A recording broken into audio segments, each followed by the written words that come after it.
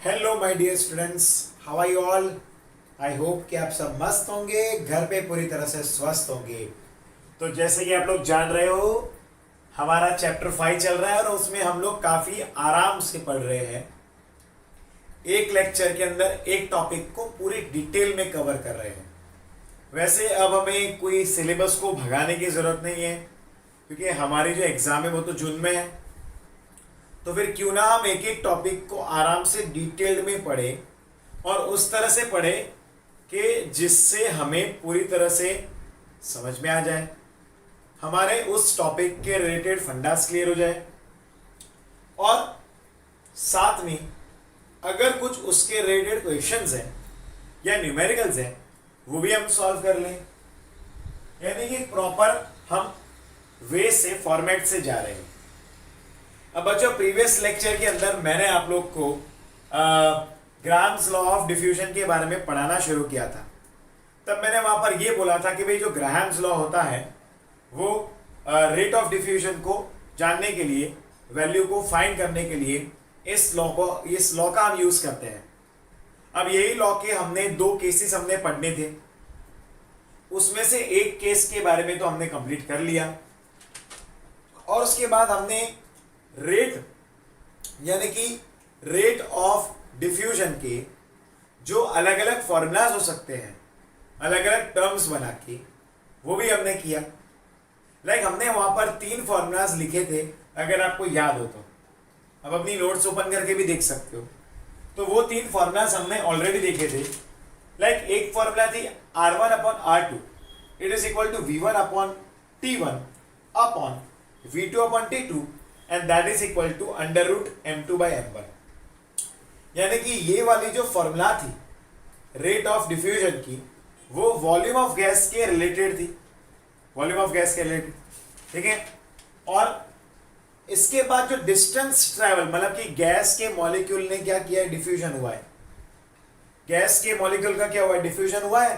यानी कि उसने कोई डिस्टेंस कवर किया होगा, ट्रैवल किया होगा, तो उसके लिए हम लोग डी से रिप्रेजेंट करते हैं। तो उसके रिलेटेड जो फॉर्मूला हमारे पास थी that was R1 upon R2 it is equal to D1 by D2 upon D2 by T2 that is equal to under root M2 by M1। और अगर मान लो हमें ये जो फॉर्मूला फाइंड करना है रेट ऑफ डिफ्यूजन का, उसको हम लोग मोल्स के टर्म में फाइंड कर रहे हैं, तो R1 by R2 it is equal to N1 by T1 upon N2 by T2 that is equal to under root M2 by M1 होता है। ओके, ये जो फॉर्मूलाज हैं ये हमने प्रीवियसली पढ़े थे। और उसके बाद एक हमने ग्लास ट्यूब लेकर इसका एग्जाम्पल भी पढ़ा था कि भाई एक ग्लास ट्यूब में दो बाजू से हम लोग दो अलग अलग गैसेस को छोड़ रहे हैं, तो कौन सा गैस कितना डिस्टेंस ट्रैवल करेगा और कौन सा गैस ज्यादा डिस्टेंस या कम डिस्टेंस को ट्रैवल करेगा, वो हमने प्रीवियस लेक्चर में यानी कि कल ही पढ़ा था, ठीक है। अब बेसिकली यहाँ पर Graham's law of gaseous diffusion की जो बात है बच्चों, तो ये जो लॉ है उसका एप्लीकेशन मान लिया कि भी रेट लॉ यानी कि के रेट ऑफ डिफ्यूजन को फाइंड करने के लिए होता है। लेकिन बच्चों हमें ये भी तो पता होना चाहिए कि भाई इनके प्रैक्टिकल एप्लीकेशंस क्या है। इनके प्रैक्टिकल एप्लीकेशंस क्या है बच्चों? बेसिकली अगर मैं आपको बताऊं तो इसका सबसे मेन एप्लीकेशन ये है कि जब भी कोई भी दो गैसेस मिक्स्ड है तो उनको अलग करने के लिए, सेपरेट करने के लिए होगा ऐसा कि एक गैस आगे बढ़ जाएगा जिसका मास कम है, मोलार मास कम है, वो गैस आगे बढ़ जाएगा और कुछ देर बाद दूसरे प्रकार का जो गैस था वो पीछे ही रह जाएगा। यानी कि इस मेथड से हम लोग दो गैसेस जो मिक्स्ड हो गए हैं उसको सेपरेट कर सकते हैं। ये पहली मेथड है, पहला एप्लीकेशन है। एक और एप्लीकेशन ये है कि भाई जो भी हमारे पास आइसोटोप्स होते हैं उन आइसोटोप्स को अलग करने के लिए, एग्जांपल के तौर पे एक टेनेसी नाम की जगह है जहां पर तकरीबन जमीन के नीचे 12 किलोमीटर लंबी 12 किलोमीटर्स लॉन्ग एक टनल बनाई गई, एक पाइप है जहां पर ये लोग ने एक एक्सपेरिमेंट किया था और वहीं पर यूरेनियम के आइसोटोप को अलग किया गया था। यानी कि जो आइसोटोप्स होते हैं उनको भी अलग करने में इनके एप्लीकेशन है। और ऐसे इसके कई सारे एप्लीकेशन भी है जो आप लोग खुद भी सर्च कर सकते हो। ठीक है, अब इसका जो सेकेंड केस है वो देखते हैं। पहले केस में अगर आपको याद होगा तो हमने टेम्परेचर को, प्रेशर को एंड सरफेस एरिया, यानी कि वो जो छेद होगा उस ट्यूब में या फिर जो भी जगह से डिफ्यूजन हो रहा है, तो वहां पर एक छोटा सा जो छेद होगा उसके एरिया की बात की हमने। ओके, उसके एरिया की बात की हमने। यानी कि प्यारे बच्चों यहां पर क्या होता है, तो उसके सरफेस एरिया, ये सारी चीजें अगर कांस्टेंट हुई तो क्या, वो हमने पढ़ लिया केस नंबर 1 में। अब हमें केस नंबर 2 पे जाना है। ठीक है, we will start with the case number 2। ठीक है, आज हमारे पास काफी सारा टास्क है पढ़ने का। ठीक है, आज हमें इसके बाद KMT भी पढ़ना है, यानी कि काइनेटिक मॉलिक्यूलर थियरी। KTM नहीं, वो KTM बाइक आता है वो नहीं, KMT kinetic molecular theory of gases, वो भी हमें पढ़ना है। पहले हम लोग केस 2 को कंप्लीट करते हैं। Let me complete the case 2। जरा ध्यान देना यहां पर, case 2।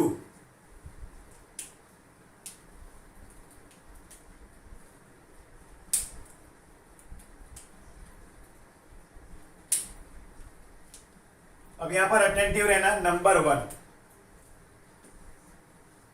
A gas contains several small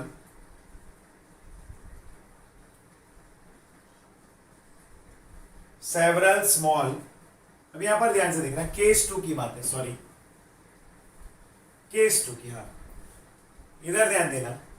like उसके लिए हम लोग यहां पर क्या करते हैं, प्रेशर की वैल्यू को अलग, यानी कि वो कांस्टेंट नहीं लेते हैं।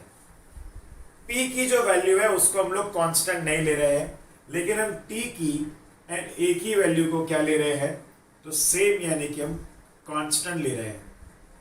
यानी कि यहां पर हमने प्रेशर को कांस्टेंट नहीं लिया है, उसको कांस्टेंट से हटा दिया गया है। तो अब ये फॉर्मूला वैसे भी क्या बनती है, R is proportional to PA upon √TM, ये हमारी फॉर्मूला होती है। तो इसमें से क्या बनेगा, R is proportional to P upon √M बनेगा। वेर यहाँ पर TNA क्या रहेगा, कांस्टेंट रहेगा। अब अगर यहाँ पर TNA कांस्टेंट है, वेर T और A यहाँ पर हमने कांस्टेंट लिया है बच्चों, ध्यान से देखना। तो हमें फॉर्मूला क्या मिलेगी, R1 अपॉन R2, यानी कि दो अलग अलग गैस के लिए रेट फाइंड कर रहे हैं। लाइक एक गैस का जो रेट है वो R1 है, दूसरे गैस का जो रेट है वो R2 है। R1 अपॉन R2 किया, that is equal to P1 upon P2 under root M2 by M1, क्या आएगा, under root M2 by M1। समझ गए आप लोग, समझ गए, ये फॉर्मूला मिल गई। और ये फॉर्मूला बहुत ही ज्यादा इंपॉर्टेंट है, it is very important formula है, समझे। P1 upon P2 into under root M2 by M1, ये फॉर्मूला बनी। और ये फॉर्मूला में क्या होगा, P डिफरेंट रहेगा, यानी कि P कांस्टेंट नहीं है इस फॉर्मूला में, प्रेशर विल रिमेन डिफरेंट। अब बच्चों यहां पर जरा ध्यान से, ये हमारा सेकेंड केस कंप्लीट होता है। ठीक है, अब मान लो कि भाई डाल्टन्स गैसियस लॉ की बात करते हैं, तो उसमें P1 अपॉन P2 क्या होता है, N1 by N2 होता है। तो इसके अंदर N1 by N2 भी लगा सकते हो आप, क्योंकि अगर हम लोग डाल्टन्स लॉ के बारे में याद करें तो उसमें क्या था, P1 upon P2 is equal to N1 upon N2 था। ठीक है, ये हमने पढ़ा था। चलिए क्वेश्चन करते तो आपको क्लियर हो जाएगा। लाइक यहाँ पर डाल्टन्स लॉ है हमारे पास डाल्टन्स लॉ है, ठीक है। और उसके मुताबिक क्या था, अब ये भी लॉ किसके लिए था, ये गैस के लिए लॉ था। This law was for gas and from here we studied that the partial pressure, now here we are having two gases. The first gas is having pressure P1 and the second is having pressure P2. So here P1 upon P2 that will equal to N1 upon N2. This is also an important formula for us. Okay, so this was related to the Dalton's law of the partial pressure of the gases. Now here the question is that, and we are having helium and we are having CH4. Okay, helium's moles are 2 and CH4, that is methane's mole are 1. Now the question is that find the ratio of rate of diffusion initially. Find the ratio of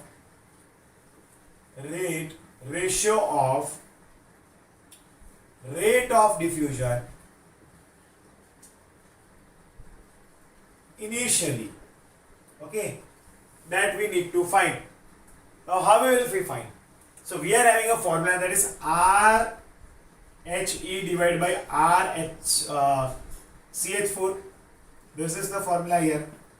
Now what will happen? We are having a formula that is P1 upon P2 into, here is the formula for finding the rate of diffusion initially, into M2 by M1. This is the formula here. But my dear students, what is P1 by P2? It is N1 by N2. So we can place these values of moles in this formula. And here, be attentive. What is P1? P1 is 2 divided by P2 is 1 under root ME, M2. Now what is the mass, molar mass of CH4? That is for the second. It is 16 divided by helium's mass. It is 4. Correct? Helium's mass is 4. So when you calculate this, what will happen? This will cut 4. Under root 4 will be 2. 2 into 2. That will be equal to 4. Our answer will be 4. The ratio will be 4:1. This will be the ratio. Okay. This will be the ratio of the rate of diffusion of helium is to CH4 initially. So here we are completing the case 2. हमारा यहाँ पर case 2b complete होता है और यहाँ पर हमारा Graham's law of gaseous diffusion complete होता है. एक बार रिवीजन करते हैं. पहले केस में हमने इन तीन टर्म को कांस्टेंट लिए थे, लेकिन इस केस में हम लोग प्रेशर को वेराई रखते हैं. फॉर्मूला तो यही रहता है. ठीक है. अब क्योंकि ये सारे चीज को हमने कांस्टेंट ले लिया है ए एंड टी को, तो हम उसको निगलेक्ट करते हैं. तो आर किस पे डिपेंड हो गया? तो P upon under root M पे डिपेंड हो गया. फॉर्मूला क्या बनेगा? R1 upon R2 it is equal to P1 upon P2 under root M2 by M1. Dalton's law of gas partial pressure, जरा ध्यान देना. P1 upon P2 it is equal to N by 1 N1 upon N2. ये हम लोग ने पढ़ा है Dalton's law of gaseous diffusion में, और फिर हमने एक न्यूमेरिकल को सॉल्व कर दिया. तो यहाँ पर हमारा ये एक टॉपिक कंप्लीट होता है. ठीक है. अब हम लोग एक नए टॉपिक की शुरुआत करेंगे. We will start with a new topic here. लेकिन उससे पहले, हाँ, वो टॉपिक में लिखना काफ़ी सारा चीज़ें हैं, बट उससे पहले आप जल्दी जल्दी से इसका स्क्रीनशॉट ले लो. Take the screenshot of this derivation and numerical. Come on. 1 2 3 4 and 5. Come on, take the screenshot, my dear near students.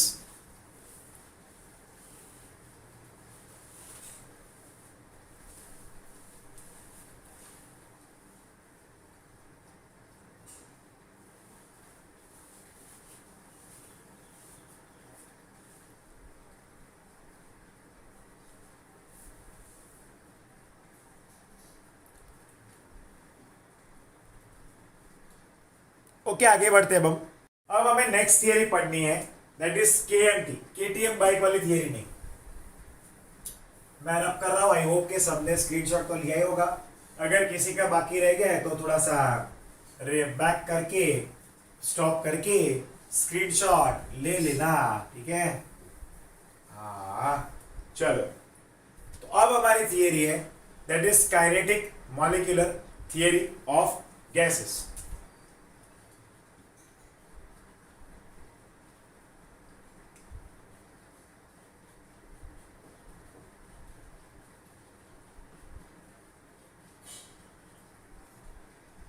Of gases. चलिए शुरू करते हैं. Let's start here.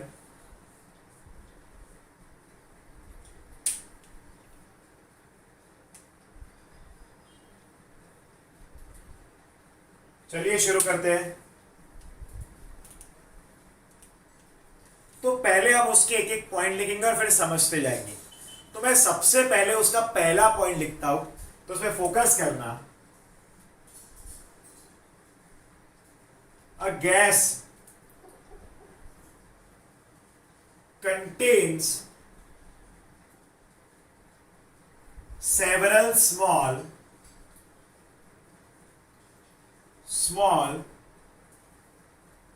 atom molecules or particles। Gas के अंदर obvious है कि भाई बहुत सारे एटम्स होंगे, मॉलिक्यूल्स होंगे या फिर पार्टिकल्स होंगे छोटे छोटे। Have a very small volume as compare to the space present in between them, that is gas molecules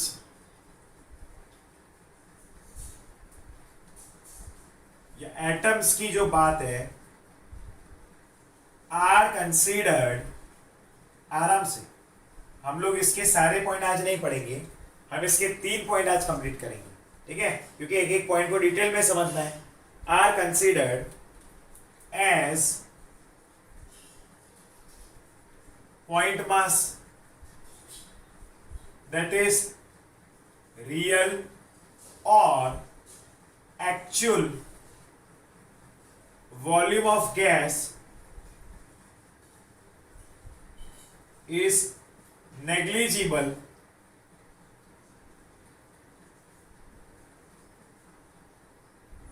as compared to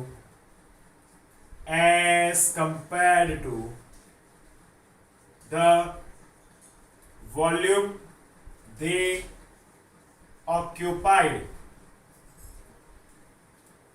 अब बच्चों जरा ध्यान से इस बात पे फोकस करना। पहले हम लोग इसके स्टेटमेंट का मीनिंग समझने की कोशिश करते हैं, ठीक है। देखो बच्चों, यहां पर काइनेटिक मॉलिक्यूलर थियरी की बात है। पहले तो ऑफ गैसेस, पहले तो हम ये समझते हैं कि भाई ये थियरी क्या है।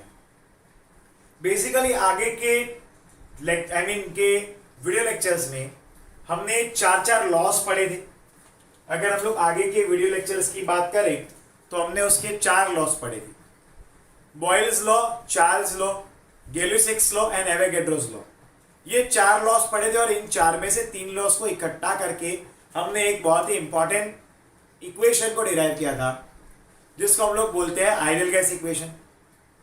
कहने का मतलब वहां पर यह था कि जो भी गैस आइडियली बिहेव करेगा, यानी कि जो आइडियल गैस होगा वो उन 3 लॉस को ओबे करेगा। समझे? जो भी आइडियल गैस होगा वो उन लॉस को ओबे करेगा, उस कंडीशन पे भी ओबे करेगा, उस कंडीशन पे भी वो क्या करेगा? ओबे करेगा। समझते रहना तो थोड़ा मजा भी आएगा। अब यानी कि यहां पर ये बात निकल के आ रही है कि तब वहां पर बॉयल्स ने वो सारे लॉस तो दिए, चार्ल्स ने दिए, गैलुसिक्स ने दिए, एवोगैड्रो ने दिए। तो वहां पर उन्होंने क्या बात समझाने की कोशिश की? तो वहां पर उन्होंने ये समझाने की कोशिश की कि भाई अलग अलग कंडीशन में गैस का बिहेवियर क्या होता है, बराबर के नहीं? अलग अलग कंडीशन में गैस का बिहेवियर क्या होता है। और उन्होंने ये भी समझने की कोशिश की कि कोई भी 2 फैक्टर के बीच में रिलेशन भी क्या है, बराबर के नहीं? अलग अलग साइंटिस्ट ने 2 अलग अलग फैक्टर्स का कॉम्बिनेशन लेकर उनके बीच का रिलेशन फाइंड किया था, और फिर उसमें से हमने ग्राफ बना के भी चेक किया कि क्या ये सही में एप्लीकेबल है। सेम में यहां पर काइनेटिक मॉलिक्यूलर थियरी जो है बच्चों, बेसिकली उसका कोई प्रकार का प्रैक्टिकल प्रूफ है नहीं, ऐसा कह सकते हैं। यानी कि उसका कोई प्रैक्टिकल प्रूफ नहीं है बच्चों, लेकिन हाँ, उसका कोई प्रैक्टिकल प्रूफ नहीं है, लेकिन लेकिन मेरे प्यारे बच्चों उनमें उनमें एक इमेजिनरी, ये कैसा है, ये एक इमेजिनरी पार्ट है, समझे। यानी कि ये थियरी को इमेजिनरी लिया, साइंटिस्ट ने खुद से कुछ इमेजिन किया और फिर उन्होंने ये थियरी दी थी। तो हम लोग इसके बारे में पढ़ेंगे, समझेंगे जो उनके कहने का मतलब था। लाइक यहां पर हम लोग अगर चेक करेंगे, जरा ध्यान से देखना कि सबसे पहला पॉइंट क्या बता रहा है, a gas contain several small atoms, molecule और particle have a very small volume as compared to the space present in between them. Gas molecules atom are considered as point mass. अब बच्चों एक बात समझना कि मान लो कि गैस जो भी होता है, कोई भी गैस ले लिया ऐसा हमने मान लिया। अब गैस जो बने रहते हैं वो किससे बने रहते हैं, वो बने रहते हैं मॉलिक्यूल से, पार्टिकल से, एटम से, इससे वो गैस बने रहेंगे। अब उसको हमने एक कंटेनर के अंदर भर दिया है, उसको हमने क्या किया, एक कंटेनर के अंदर भर दिया है। अब साइंटिस्ट का ये कहना है कि वो मॉलिक्यूल्स जो होंगे वो दूर दूर रहेंगे, उनके बीच में डिस्टेंस बहुत ज्यादा रहेगा। समझ रहे हो आप लोग। यानी कि हमारे पास जो वहां पर गैस होगा, ठीक है, जिस कंटेनर में भरा रहेगा वहां पर, जैसे कि मैंने ये कंटेनर बना रहा हूं, उनके बीच में डिस्टेंस बहुत ही ज्यादा है। ये पार्टिकल्स है उसके, समझ सकते हो आप ये। अब इन गैस के मॉलिक्यूल्स के बीच में डिस्टेंस बहुत ज्यादा है। इनका कहना है कि इतना ज्यादा है कि अगर ये सारे मॉलिक्यूल को हम इकट्ठा करें तो उसका जो मास है वो इतना ही रह जाएगा। यानी कि हम लोग क्या समझते हैं मेरे प्यारे बच्चों, जैसे कि मैं एक एग्जांपल लेता हूं, समझना आप लोग के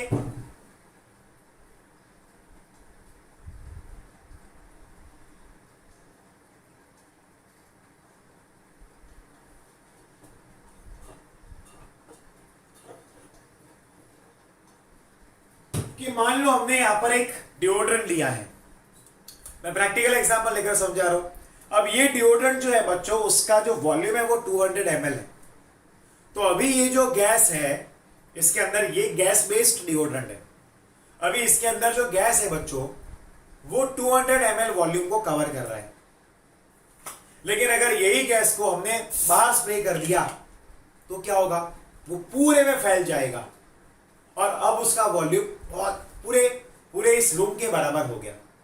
यानी कि यहां पर 200 ml जितना इसका वॉल्यूम था, और अब मान लो कि भाई ये रूम का जो वॉल्यूम था वो 10,000 लीटर है, तो इस गैस का वॉल्यूम 10,000 लीटर हो गया। पर बच्चों यहां पर 10,000 लीटर यानी कि वो पूरी स्पेस को ऑक्यूपाई नहीं करता। यहां पर तो क्या किया, इसको कंप्रेस करके मॉलिक्यूल के बीच में ये जो डिस्टेंस है उसको घटा के अंदर भराया गया है, एक प्रेशर क्रिएट करके भरा गया है। जैसे ही वो प्रेशर से बाहर आता है, higher pressure to lower pressure, बराबर के नहीं, याद आया एग्जांपल। जैसे ही वो हायर से बाहर लोअर में आता है बच्चों, वो फैल जाता है पूरे एरिया में। अब यहां पर इसका वॉल्यूम 200 ml था और बाहर आकर उसका वॉल्यूम 10,000 लीटर्स हो गया। पर उसमें उसका रियल में वॉल्यूम 10,000 लीटर है ही नहीं, क्योंकि मॉलिक्यूल के बीच में छोटी छोटी छोटे छोटे मॉलिक्यूल तो बहुत छोटे रहते हैं। एक मॉलिक्यूल तो मैं दिखता भी नहीं, जैसे आपको क्या यहां पर कोई मॉलिक्यूल दिखाई दे रहा है, एक सिंगल मॉलिक्यूल। अरे एक क्या, हमारे 5-10 क्या 1000 मॉलिक्यूल भी इकट्ठा होंगे तो भी हमें नहीं दिखेंगे। हमें कब दिखेगा, जब खरबों खरबों खरबों खरबों खरबों मॉलिक्यूल इकट्ठा होंगे, तब जाके बोर्ड दिखा, तब जाके ये मार्कर दिखा। समझे कि नहीं।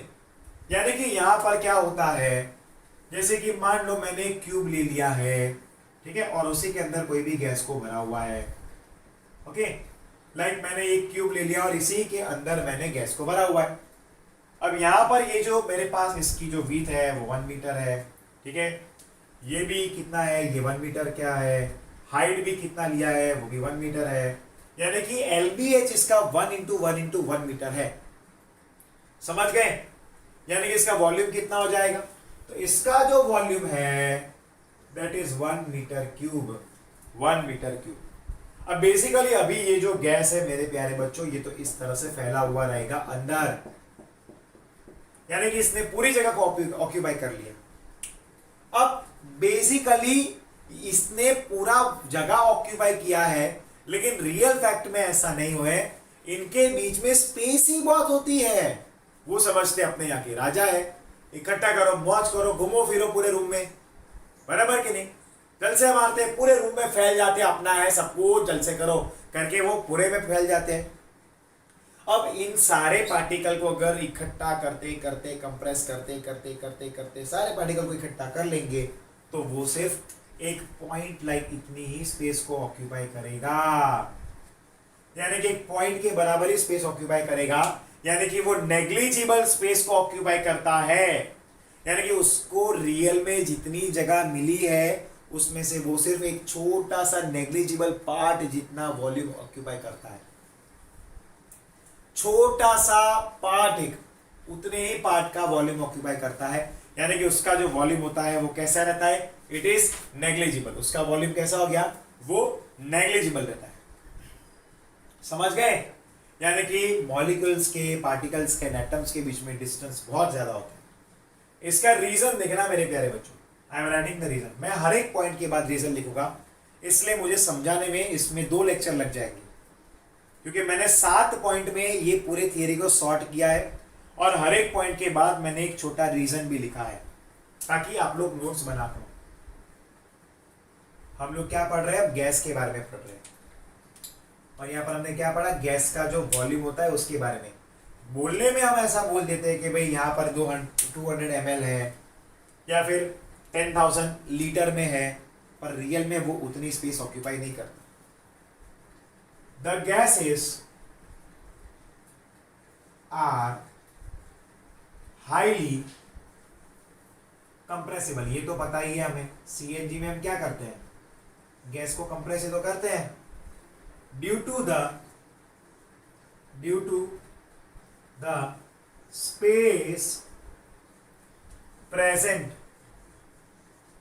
Between the molecules are high. अब यहां पर हम कंप्रेस भी क्यों कर सकते हैं?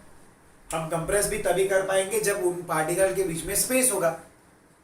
अब ये पार्टिकल्स के बीच में इतनी ज्यादा स्पेस होती है कि हम आराम से इनको कंप्रेस कर सकते हैं। We are able to compress it very easily, very simple way, by the help of very simple way. Okay, तो ये टॉपिक, ये पहले पॉइंट में सबको क्लियर हुआ कि भाई पार्टिकल जिसको उसकी जितनी जगह मिलती है वो उतनी जगह से सिर्फ नेग्लिजिबल अमाउंट ऑफ जगह को ऑक्यूपाई करता है, बाकी उसमें मैक्सिमम एरिया कैसे रहता है? एम्प्टी रहता है। वो पूरे में फैलता है पर वो कवर नहीं करता। लाइक मान लो कि भाई क्रिकेट आपका एक अपने स्कूल है और बाहर जो ग्राउंड है, अब आपके क्लास वालों को मान लो कि भाई 25 बच्चे 11th स्टैंडर्ड के हैं, उनको छोड़ दिया जाओ खेलो, तो वो पूरे ग्राउंड में फैल जाएंगे। अब हम बोलेंगे कि भाई वो क्रिकेट खेल रहे हैं, वहां पर तो पूरा ग्राउंड कवर कर लिया, हालांकि ग्राउंड में उन सारे स्टूडेंट्स के बीच में स्पेस कितनी सारी होगी।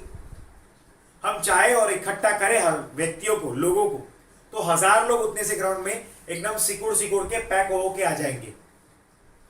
समझे? जैसे भरी सभा में पब्लिक कैसे बैठती है, एकदम चिपक चिपक के नजदीक नजदीक, वैसा हो जाए, वैसा कर सकते हैं, बराबर के नहीं? यानी कि सेम चीज वैसा होता है गैस में कि उनके पार्टिकल्स के बीच में स्पेस बहुत हाई रहती है, बराबर। बोलने के लिए वो ऑक्यूपाई करता है पूरे उस वॉल्यूम को, लेकिन वो उससे उसके पार्ट का सिर्फ नेग्लिजिबल पार्ट ही ऑक्यूपाई करता है। अगर हम उस सारे पार्टिकल को इकट्ठा करेंगे तो उसका मास एक पॉइंट के बराबर जितना ही रहेगा। ठीक है, समझ में आया? तो ये पहला पॉइंट जो हमारा था वो यहां पर कंप्लीट होता है माय डियर स्टूडेंट्स। अब मैं ये चाहता हूं कि एक बार, मैं सिर्फ 1 मिनट का टाइम दूंगा, आपका ज्यादा टाइम नहीं दूंगा, एक बार आप इसको रीड कर लो माय डियर स्टूडेंट्स, इसका स्क्रीनशॉट भी ले लेना, फिर हम लोग सेकेंड पॉइंट में जाएंगे। आज दूसरा पॉइंट पढ़ेंगे, क्योंकि इसको, इसके 7 पॉइंट को कंप्लीट करवाने में मुझे 1.5 घंटा लगेगा। अब 1.5 घंटे का तो लेक्चर तो है नहीं, अपने लेक्चर की लिमिट भी है, फिर आप उतने बड़े बड़े लेक्चर को देखोगे भी नहीं। मुझे और एक लेक्चर की जरूरत पड़ेगी, तब जाके ये टॉपिक कंप्लीट होगा, kinetic molecular theory of gases.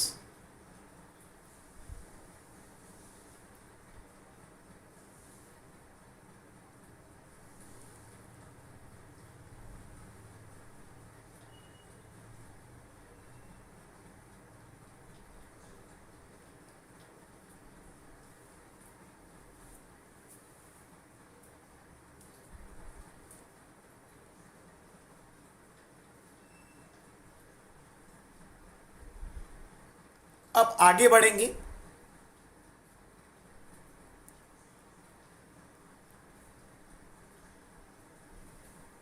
इसके बाद का जो सेकेंड पॉइंट है, बेसिकली ये kinetic molecular theory of gas जो है वो एक इमेजिनरी है।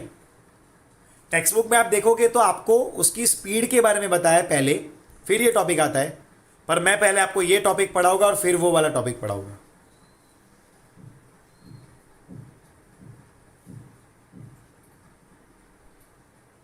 चलो आगे जाते हैं, पॉइंट नंबर 2 में जाएंगे।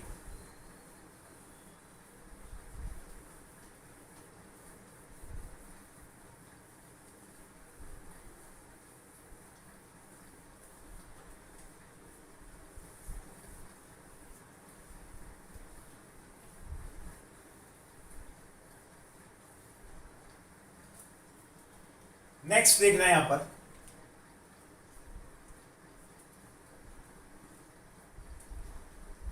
Point number 2, there is no or negligible force of attraction present between the particle of gas. पहले हम स्टेटमेंट लिखेंगे, फिर उसके बारे में समझेंगे। देयर इज नो यानी कि negligible force of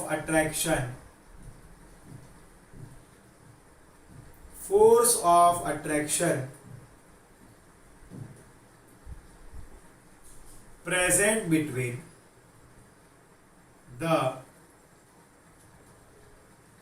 particles of the gases। अब यहां पर ये पॉइंट क्या समझाना चाह रहे हैं, अब ये पॉइंट हमें पहले पॉइंट से क्लिक होना चाहिए। जो हमारा पहला पॉइंट था वो ऐसा बता रहा था कि भाई गैस के particles and molecules and atom के बीच में स्पेसिस बहुत ज्यादा है, दूर दूर है। तो अगर वो दूर दूर है तो उसका रीजन क्या है?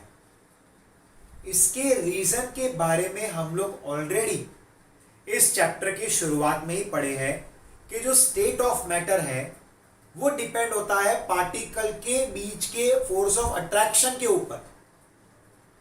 वो डिपेंड करता है पार्टिकल के बीच के फोर्स ऑफ अट्रैक्शन के ऊपर। अब क्योंकि गैस के पार्टिकल के बीच में फोर्स ऑफ अट्रैक्शन नेग्लिजिबल है, उसी रीजन की वजह से वो दूर दूर फैले हुए रहते हैं।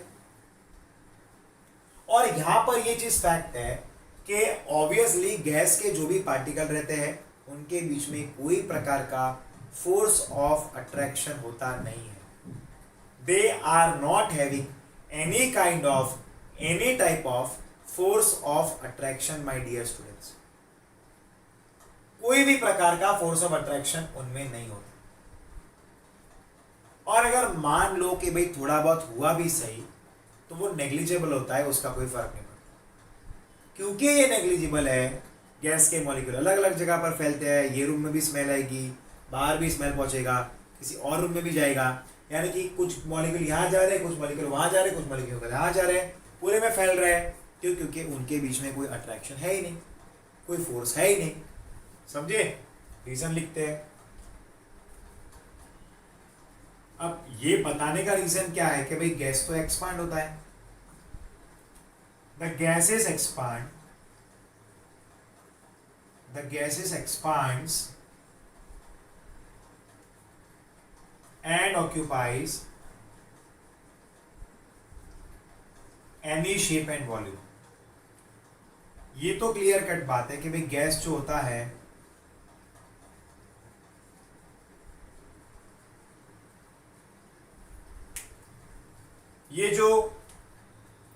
ये इससे ऑब्वियस बात है कि भाई गैस का तो वैसे भी कोई शेप एंड वॉल्यूम होता नहीं है। यानी कि इसके बारे में तो हम 10th में भी पढ़े हैं, 9th में भी पढ़े हैं, और ये सिंपल सी बात है चैप्टर 1 में भी पढ़े कि no definite shape, no definite shape, no definite volume. तो गैस का डेफिनेट शेप भी नहीं होता, ना ही उसका डेफिनेट वॉल्यूम होता है। ये बात भी एक हमारे बहुत ही ज़्यादा इम्पॉर्टेंट है। गैस का कोई डेफिनेट शेप नहीं होता, ना ही उसका डेफिनेट वॉल्यूम होता है। ठीक है? तो जैसे कि मैंने गैस के मॉलिक्यूल को यहाँ इस बॉटल में भरा तो उसके मुताबिक शेप भी हो गया उसका यूँ। अब उसको मान लो कोई और बॉटल में, छोटी सी बॉटल में भरता तो वो शेप ले लेता और उतना ही वॉल्यूम ले लेता। और अगर पूरे रूम में मैं ऐसे स्प्रे करता तो पूरे रूम में फैल जाता, वॉल्यूम भी बढ़ जाता और रूम के मुताबिक वो अपने आप को सेट भी कर लेता। समझ गए? क्लियर हो गया सबको? यानी कि गैसियस स्टेट के कोई भी प्रकार का शेप भी नहीं होता और ना ही उसका कोई फिक्स वॉल्यूम होता है। No shape and no volume. ठीक है, एक तीसरा पॉइंट कर लेते हैं। जैसे मैंने बताया कि भाई हम 3 पॉइंट्स करेंगे। तीसरा पॉइंट इसका ये है, द पार्टिकल्स। अब जो पार्टिकल्स है, the particles of gases are in constant and random motion. The particles of gases are in constant and random motions and are never at rest. Never at rest. Obvious बात है कि इन particle के बीच में कोई प्रकार का attractive force होगा ही नहीं, तो यहाँ से वहाँ फ्रिक्शन लेस घूमता रहेगा। गैस के मॉलिक्यूल हमेशा यहाँ से वहाँ घूमते, उसका कोई रैंडम मतलब कि उसका कोई प्रॉपर पाथ नहीं होता। वो यहाँ गया, टकरा के कहीं और गया, फिर कहीं और गया, फिर कहीं और गया, कहीं और गया, ऐसे जिगजैग मैनर में यहाँ से वहाँ वो घूमता ही रहता है। उसकी कोई डेफिनेट पाथ लेंथ या पाथ होती नहीं है। ठीक है, और उसका रीजन क्या है? क्योंकि इसका कोई फिक्स शेप नहीं होता एंड फिक्स वॉल्यूम नहीं होता। यही रीजन की वजह से उसका कोई फिक्स शेप एंड वॉल्यूम भी नहीं होता। रीजन लिखते हैं,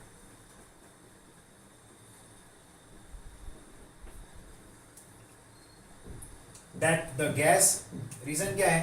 the gas never possess, the gas never possess fixed shape and volume. Gas का कोई फिक्स शेप भी नहीं होता और ना ही कोई फिक्स वॉल्यूम होता है बच्चों। It is never having fix shape and volume.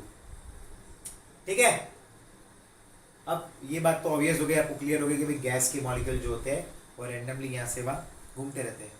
जैसे मान लो क्लासरूम में टीचर नहीं है, रिसेस है, तो बच्चे यहाँ से वहाँ घूमेंगे कि नहीं?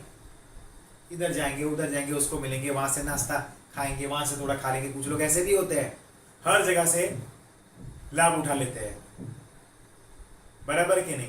तो गैस के मॉलिक्यूल यहाँ से वहाँ घूमते रहते हैं। अब इसके बाद के लेक्चर में इसके जो बाकी के रिमेनिंग 4 पॉइंट्स हैं उसके बारे में हम लोग पढ़ेंगे। तो आज इस वीडियो लेक्चर के अंदर हम यहाँ तक रखते हैं।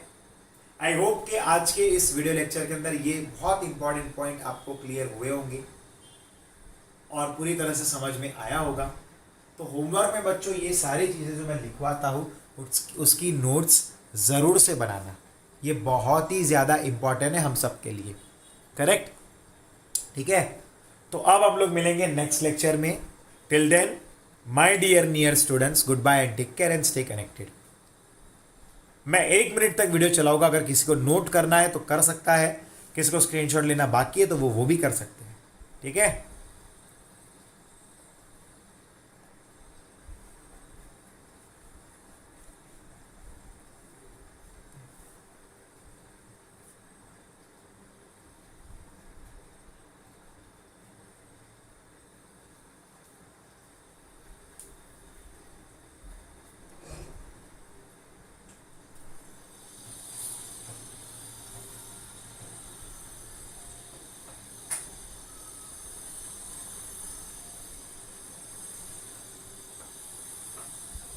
ठीक है बच्चों, बाय एंड टेक केयर।